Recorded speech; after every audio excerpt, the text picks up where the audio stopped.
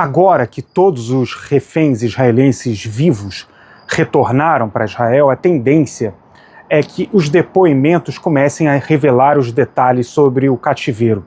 Por que eu digo tendência? Porque mesmo aqueles reféns que foram libertados anteriormente, eles evitaram, muitos deram detalhes sobre o período de cativeiro na faixa de Gaza, mas havia também um certo temor, porque as famílias dos demais reféns acompanhavam aqui na expectativa de que aqueles reféns que ainda estavam vivos na faixa de Gaza pudessem retornar. Então, os reféns que foram libertados anteriormente mantinham uma certa discrição em relação a depoimentos, principalmente para não aumentar o trauma daqueles familiares que estavam aqui do lado de fora e aguardavam o retorno dos reféns israelenses ainda vivos. Agora que todos os vivos retornaram, começam a surgir os depoimentos. E já há 2 depoimentos bastante chocantes no dia de hoje, que tem bastante repercussão por aqui.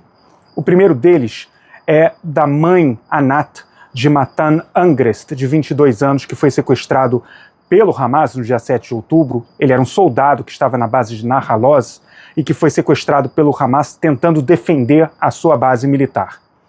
Ele foi mantido em cativeiro durante esses mais de 737 dias e ele contou que ele sofreu diversas torturas.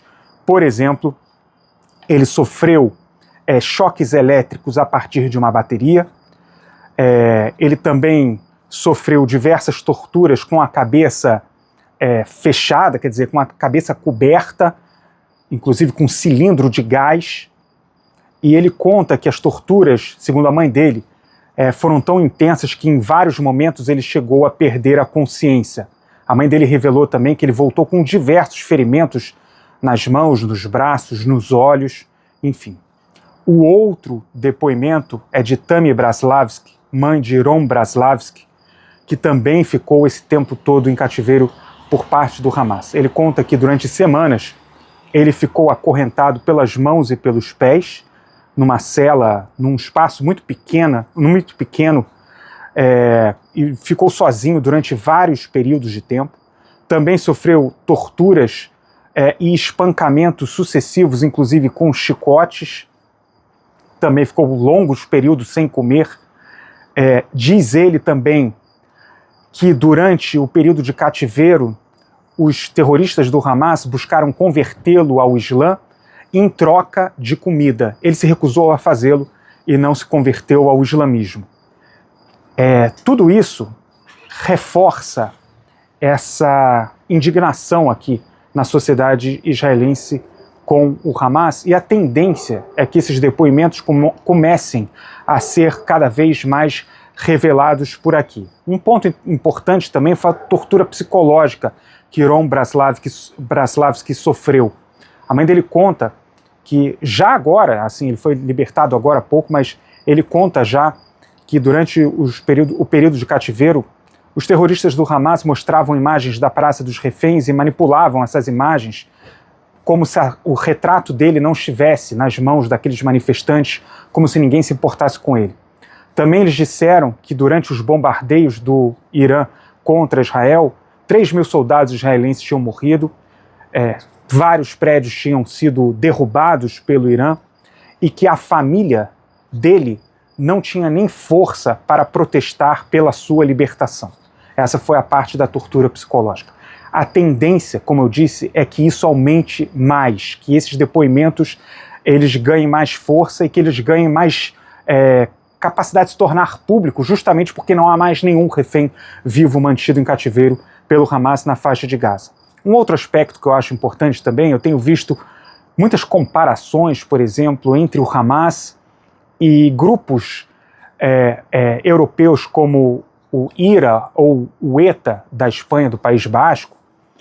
É bastante impreciso nesse sentido, porque existe até uma visão que eu considero até natural, principalmente dos europeus, de querer buscar um certo padrão para estabelecer comparações. Isso é natural de todos os seres humanos, mas é impreciso em relação ao Hamas, porque primeiro aqui o Oriente Médio, há uma visão europeia sobre o Oriente Médio como se fosse algo similar, é uma visão etnocêntrica e imprecisa, é um olhar europeu sobre o Oriente Médio. Para além disso, aqui no Oriente Médio, para além de todas as características, e no caso específico do Hamas, existe o elemento do fundamentalismo islâmico, do fundamentalismo religioso. A ideia de que, na verdade, o Hamas é um grupo que busca uma causa específica, mas não tem elementos contra os judeus, por exemplo, é absolutamente inverídica. Esse depoimento do Ron Braslavsky é uma prova disso. Por que tentar converter alguém ao islamismo se, em tese, como dizem aqueles que fazem comparações imprecisas com grupos europeus, o Hamas seria simplesmente um grupo buscando pela libertação da Palestina? Isso é errado e não cabe esse tipo de comparação, pelo menos não na minha visão, e principalmente agora, com esses depoimentos, eu entendo que esse tipo de visão vai ficar cada vez mais inapropriada, imprecisa, para tentar compreender esse ponto de vista do Oriente Médio.